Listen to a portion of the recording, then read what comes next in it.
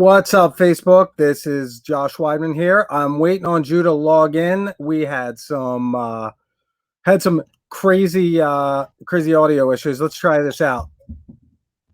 Judah. Wow. That was good fun. Yeah, beautiful. All right. So what I did is I had to do this on my phone for some reason. My computer audio is being a little bit funky. Is this better, Josh? Can you hear me? It's wonderful. It's wonderful. All right. So the good news is I still have I still logged into StreamYard on my computer so that I can see the slides that you throw up here, and we can go through that. Yeah, awesome. So hey, welcome everybody to the Build and Grow with Real Estate show. We are live here on Facebook every day at noon, Monday through Wednesday. Typically, each week we'll grab a topic for discussion. Monday through Wednesday, we do some education. Sometimes that is, in the past we've done subject to marketing for deals, how to negotiate in a house, all kinds of different things. Thursday, we bring in a guest that's related to our topic. And then on Fridays, we circle back and jump into the news and content of the week with a lot of commentary and a little bit of conspiracy. Judah, how you doing today, man? Especially the last 3 to 5 minutes of the day. I'm doing great. So real estate is really popping off. Got lots of good and exciting stuff happening. And really... also wrote about 1,600 words today. So during COVID and during vacation time, I wrote a fair amount during the beginning time of that period, but I had really stopped a lot of my content production and writing, and it felt really good to write about 1,800 words today. Yeah, it's good stuff, man. It's good stuff. So, Judah, why don't you get us started? Tell us a little bit about you, what you're doing. You said that the real estate market is crazy. Tell us about you and Slate House Group and like what your background is. Go for it. Jump in. So 41 years old, bought my first rental property when I was about 21, 22, something like that. And I've never really looked back. Certainly had some highs and lows along the way. There's not a way of making money in real estate I haven't tried, and not a way of losing money I haven't found. And I try to bring that knowledge and experience to bear with people when it comes time to buy or sell your own personal residence or investment properties or friends, families, loved ones, daughter's first house. Give me a call. I want to be your realtor, and I think that I would make an excellent choice for that. Yeah, awesome. My name is Josh Weidman. I am a hard money lender right here in central Pennsylvania. Over the last 14 years, I have been a full-time real estate investor, flipped a bunch of properties. Couple hundred properties. I've had a bunch of rentals, did a turnkey model where we provided hands-off investing. I'm a hard money lender. So if you're looking to fund your next project and do it with somebody with some experience that understands the real estate market, understands how to look at a deal, analyze it, and give you some hard numbers that you can count on to close, I'm the guy to talk to. Hard money bankers, we've been lending for the last 14 years, 13 years, excuse me, last 13 years. And during that time, we've done over 3,000 loans. We are a direct lender, which means, and why it matters to you, is that we can underwrite and approve your loan in just a couple of hours with some very basic paperwork, do some research on the property, and give you a commitment sheet ready to go. If you are in dire need to close as quickly as possible in as little as 24 hours, we can do that. And because we're a direct lender, we've got the funds ready to deploy. We're ready to help investors move forward on the next project. So whether you're looking to close tomorrow or you're looking to close in 2 or 3 weeks, give me a ring. If you've got a project in Pennsylvania, New Jersey, Delaware, Maryland, Northern Virginia, or DC, we can help. All right. So this week, we've been talking about goal setting, and we're doing that specifically because, look, if you start setting goals on January 1st, you're behind the 8 ball. Yeah, you're already behind schedule.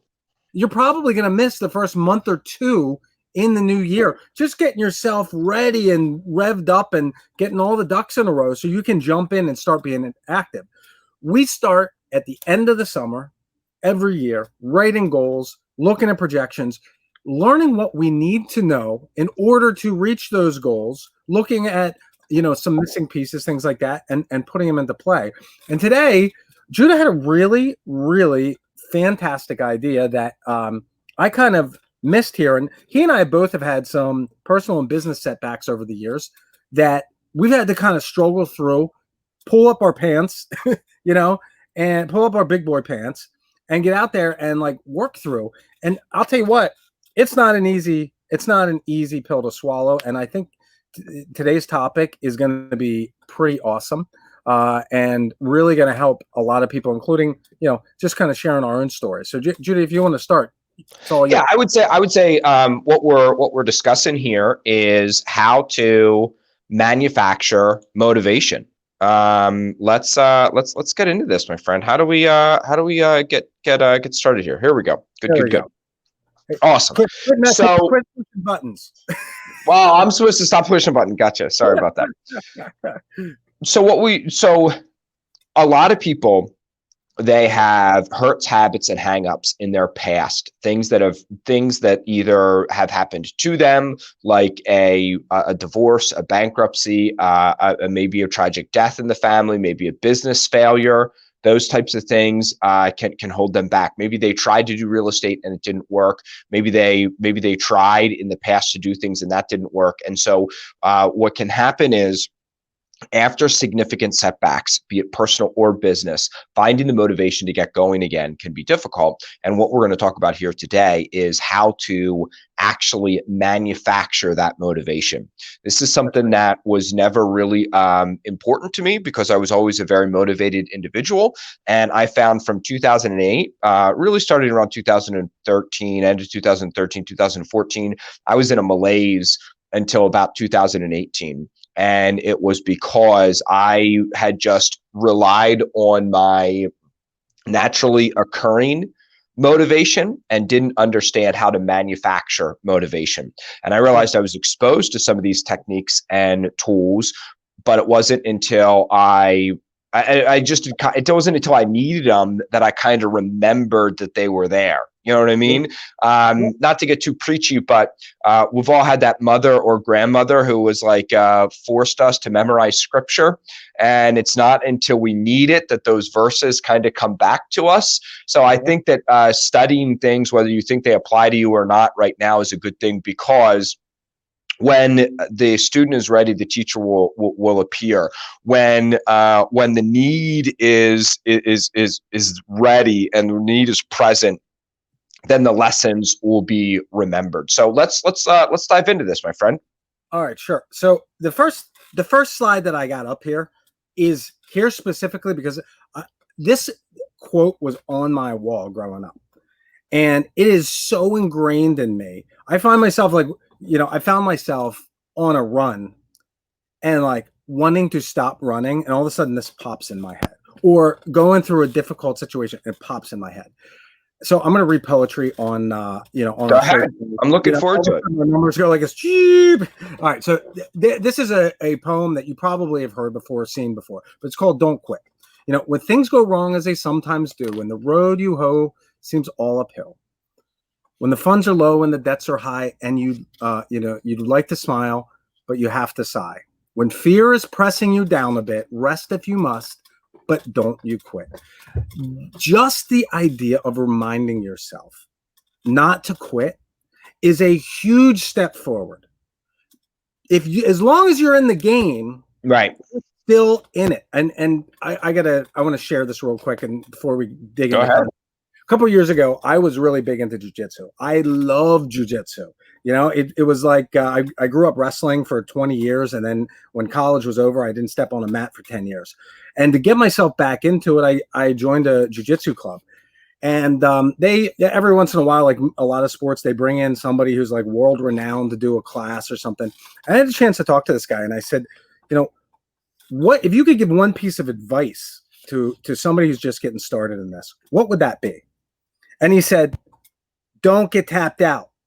Don't end the competition, because once you're out of it, you're done. There's no coming back from it. There's no chance to move forward.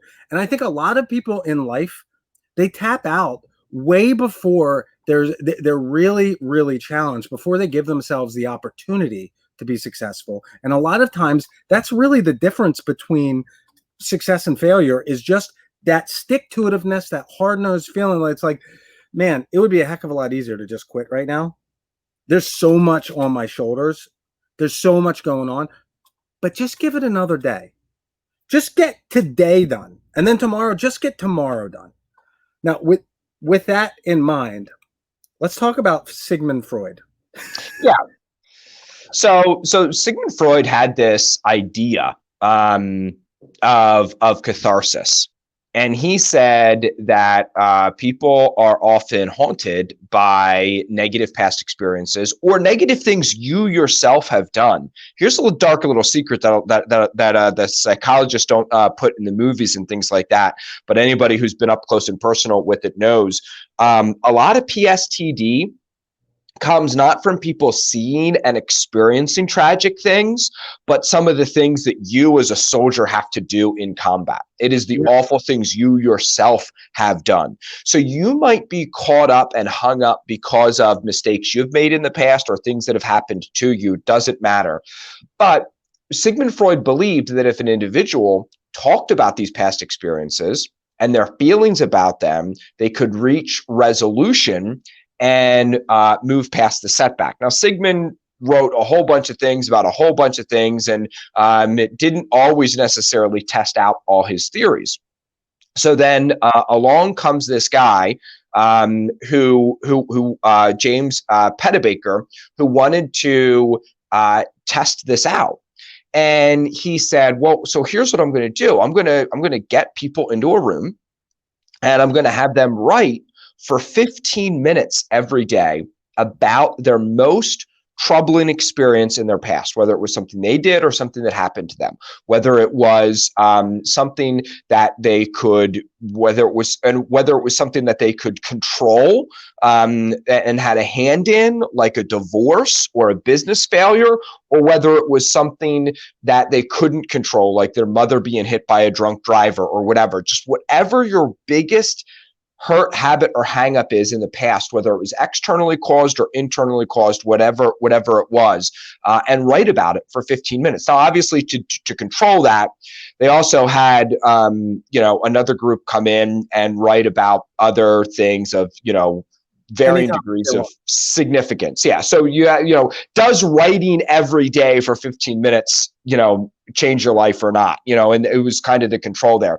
But the result is, the group that wrote about their problems that happened to them in the past, for 2 weeks, they felt worse. For 2 weeks, it was things actually went more negatively for them. Well, and before you move on from there, I think this is an important part of this conversation. And why is that? We have a huge problem with drug abuse and alcohol abuse in this country. And if you know anybody that's an addict, they'll tell you, especially if they're recovering, they'll tell you that most of the time, the reason that they're an addict is because they don't want to face those things. They just don't want to think about them. And so being, taking a couple drinks allows them to push that stuff out of their mind, not think about it, not face it. So by facing this stuff, look, we all have these fears that are associated with things that have happened in our lives. All of us, every single person. Those fears are often way bigger than the problem. But once you start facing them, they make you feel kind of bad. They make you feel awful, because you've been pushing them out for so long and delaying the emotions that go with it. Of course, I had a very good friend who was a psychologist once, and I asked her, I said, hey, why is it that people who, they like all these like antidepressant drugs, suicide is a side effect? Like, how can that be? Like, why is that? And she said, oh, it's simple. Most people live in a dark, dark, dark room, and the room is messy. And when they start taking antidepressant drugs, the lights start to come on, and they see that the mess is worse than they thought it was. This is obviously figuratively speaking. So you have to get through recognizing how bad the mess is. You have to see the mess, recognize how bad the mess is, start taking action on the mess. That might actually even make the mess worse, but eventually everything gets better.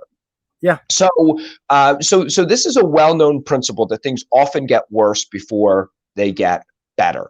If you're think about, typing, if you hunt and peck with your keys, if you like try to learn how to hold your hands where they're supposed to be, at first you might become a worse typist, a slower typist with more errors, but eventually you'll be able to type wicked fast. So you expect that things, right? So you should expect that things are going to get worse. And the only reason I say that, Josh, is also, and we're dwelling on this so long, is because of the don't quit principle that you begun with, and how important that is, that things might seem like they're going to get worse, but you actually need to keep on getting. So writing about, what's that? It's like working out. First time you work out, your whole body hurts. You feel like crap. You realize you can't lift as much weight as you used to, or you thought you could, right? Right. Exactly. Yeah. So people write about frustration and uncertainty. And what happens is when you write about that frustration and uncertainty, it forces you to think about it, and it forces you to come up with solutions that you didn't even know that you thought that you had. And they also, James Petabaker also studied something very simple. Something very interesting came of this, because people think of catharsis as expressing your feelings and feel your feelings and feel your emotions. The interesting thing is the people who wrote most using cognitive words, so thought words, action words, concrete words versus feeling words, felt better about it in the long run. I know for this personally, because I have two very good friends who, when I was going through an awful period of my life, every Friday night we would get together and I would just spill my guts to them. And they held me very much accountable to the things I was saying and the ideas I was expressing. So this is why it is so important that we have accountability partners and coaches and mentors and people who will hold us accountable for the things that we say. Because if we just have ideas up here in our head and we never actually attach words to them and express them as thought, we don't realize how nebulous our thoughts are. We don't realize how nebulous our ideas are. We don't realize that we don't think in English. We think in nebulous, abstract thoughts that we only have to put concrete words to when we express them, either verbally or in writing. And so this reminds me of another little idiom that it is so true. And when I went through some of the tough times in my life, this became really, really important to me. Your thoughts become words, your words become actions, your actions become habits, and your habits become who you are. Correct. That little saying, you think about it, whatever you think about, you become. Right. And it happens incrementally over time. But man, the best way to figure out how you got where you are is to look at the way you think about things. So, and look at the way you think about things by writing them down and then evaluating what you're writing. And also, I still to this day have a group of there's 6 of us adults who we get together every week. And I say some of the most outlandish, bombastic things to them so that they can, so that they can cut me down and rip me up and tell me where I'm wrong in love. You understand what I'm saying? And so having a coach and an accountability partner is important, but before you get there, you have to be willing to do that yourself. So cognitive analysis of the past helps individuals understand where they are right now. It also, your brain clicks on and says, oh, well, great, because we've cognitively identified what happened there and what I possibly did to cause it and what I would do different next time and what some of the warning signs are that are leading up to it, I can conquer this monster in the future. I can avoid this monster in the future.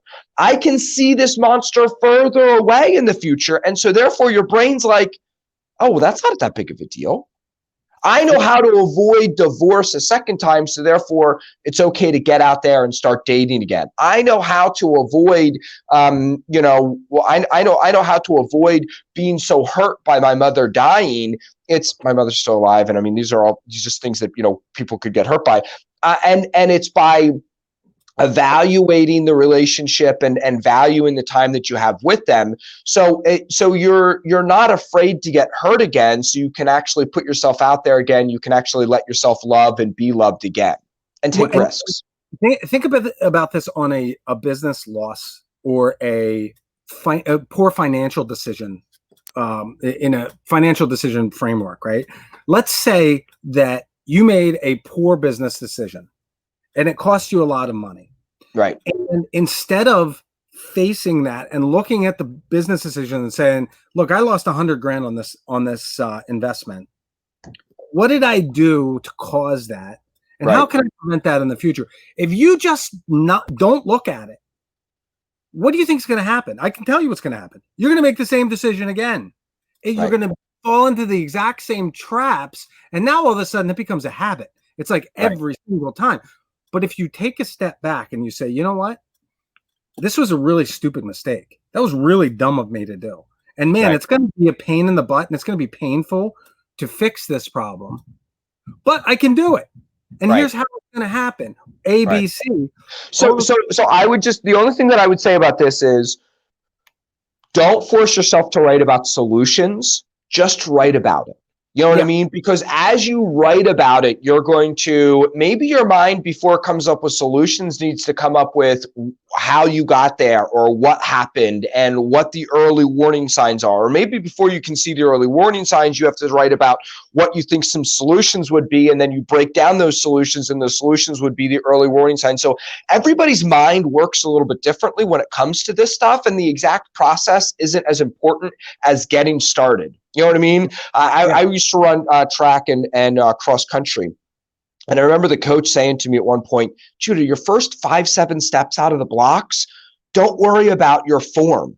Form is very important in a 100-meter race, but it's not important for the first 7 or 10 paces. Just explode out of the blocks and just start running. So just start writing about what you're uneasy about in your past, what you're uneasy about in your present, what you're uneasy about in the future. Write about it or talk with people about it, and you're absolutely going to get better. Do we have another slide or is that it?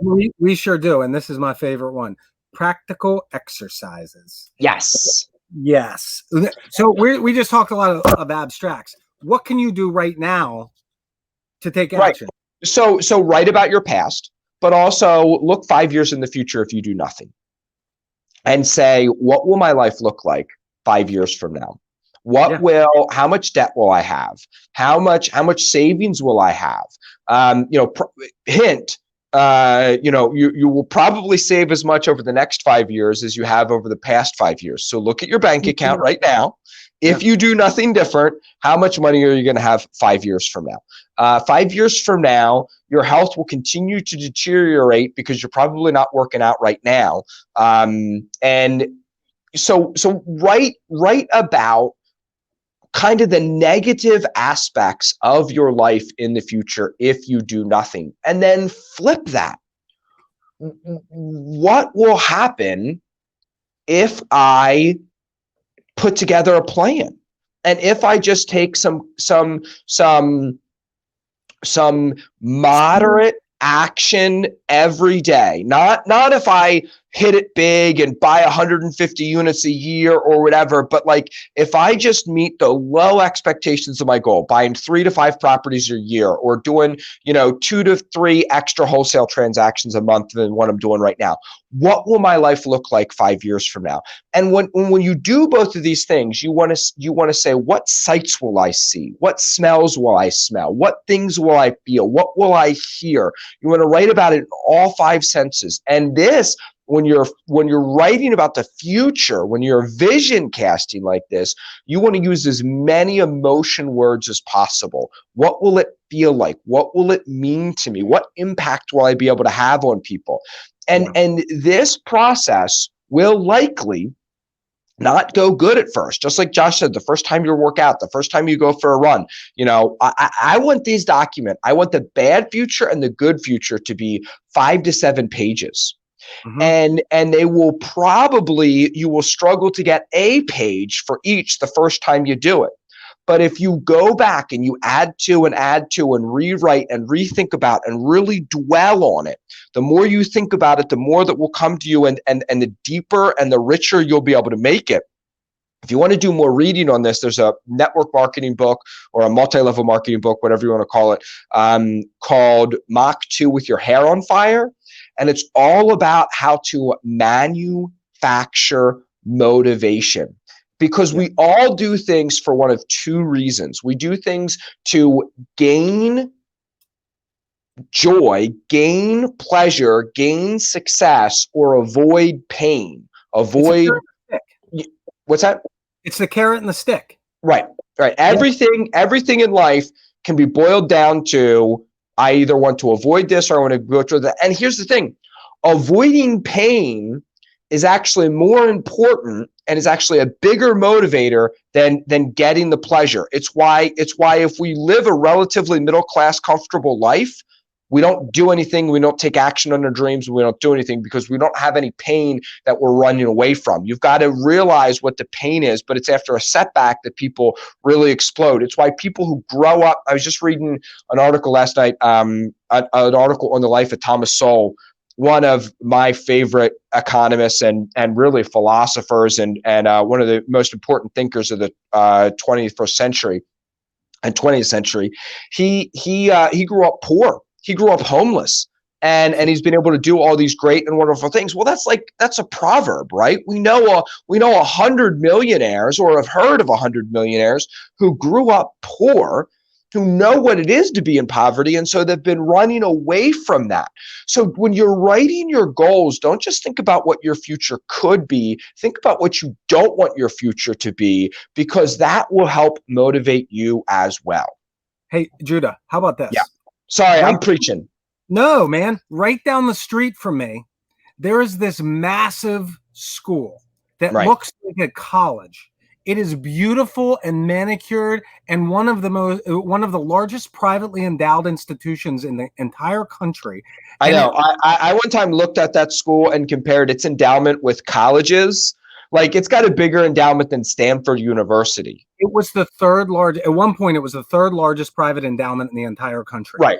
And it all came because one guy wanted to make some candy. Right. And failed and failed and failed, and finally things came together for him.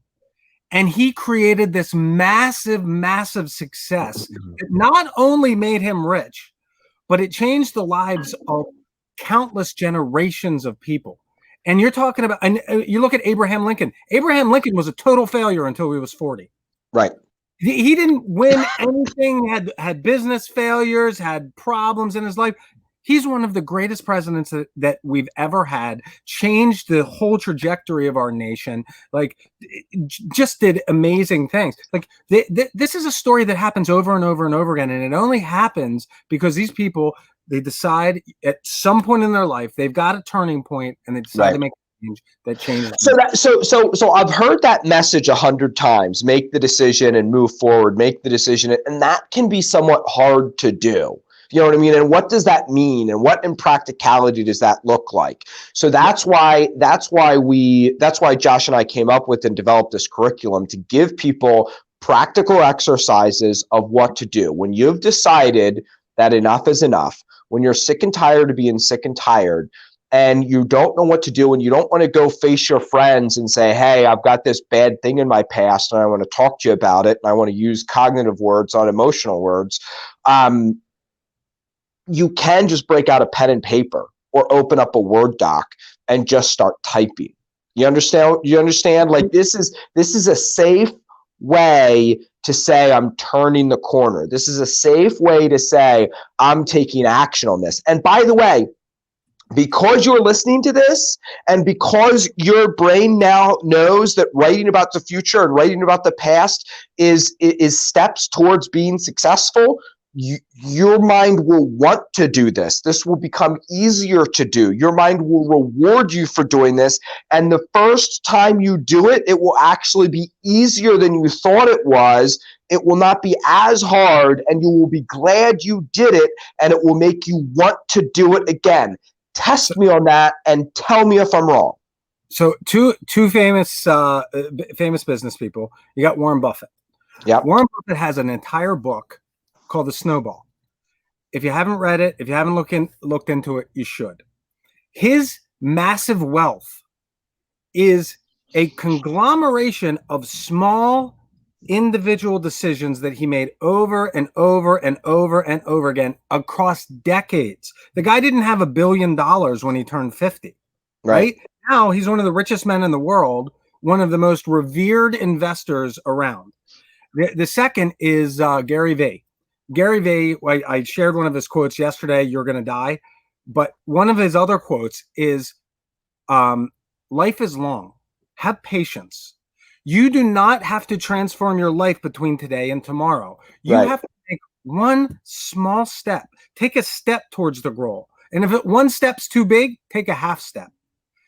Just move forward towards that goal. And this is a great way to get started. It helps alleviate the fear. It helps your brain start releasing the kind of drugs and chemicals into your body that will induce you to do this over and over and over again, and cut down on the stress drugs that it's releasing right now that are causing you to want to ignore this, to ignore where you are, to feel depressed about where you are, and feel bad about, things that have happened in your past. Yeah, absolutely. I think about one of the sayings of one of the coaches that I used to have. She made a lot of time for me. Her name was Michelle Muir. She's out of Texas. She's awesome. And Michelle said, I will run with my runners. I will walk with my walkers, but I will not sit with my sitters. Yeah. And she said, if you want to, whatever pace you want to move is good, as long as you're moving forward. Right. I remember, so Josh, you said that there was a lot of, how people in recovery handle things. I've gone to a lot of recovery meetings because I found out that a lot of people with their drug and alcohol abuse and problems, it's because they're covering up for some pain. And so when I was going through some serious pain, I started going to those meetings so that I didn't develop a lot of those habits, and just met some amazing people. And one of the things that people say in recovery meetings all the time is one day at a time, right? Yeah. One day at a time. I was at a point in my life where one day was too big. Yeah. I was literally praying to the Lord in heaven, and whatever your higher power is fine with me. I was praying to God, just give me 12 hours.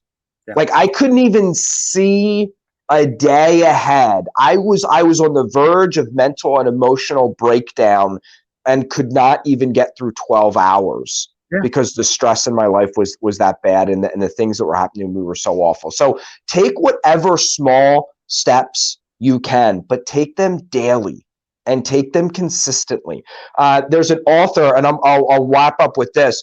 There's an author who says, if you can only block out time to write every second Thursday from 7 to 9, 2 hours, one day every 2 weeks. He says, if that's all you can do, block it out, but that is sacred time that nothing else interferes with. And then you will see that you start writing every week, and you start writing Wednesday and Thursday, and you start, expanding the time and things like that. So listen, block out. If you can't do 15 minutes 5 days a week, block out 5 minutes. And just write about your past, write about your present, write about your future in the ways we talked about here today. And I betcha 3 months from now, I dare you to call me and say, Judah, I've been consistently writing 15 minutes a day, and my life is not improved. It's not gotten better. Yeah. Yeah. I dare you. Right. That's awesome. That's all. I mean, that's sentiment to call it a day on, not quit. Right. Hey, guys, thank you so much for joining us today. Tomorrow, we got Tony Mayo on the show. He is going to share some really amazing pearls of wisdom. This exercise that we were talking about, he has something very similar called SMRs, specific measurable results, and it all starts with visualization. 10 years out, not 5. So we'll talk about that tomorrow. But join us tomorrow. If you enjoyed what you saw today, make sure you share and like our show. We really appreciate you joining us. Until then, you guys have a great day. We'll see you tomorrow at noon. See you, everybody.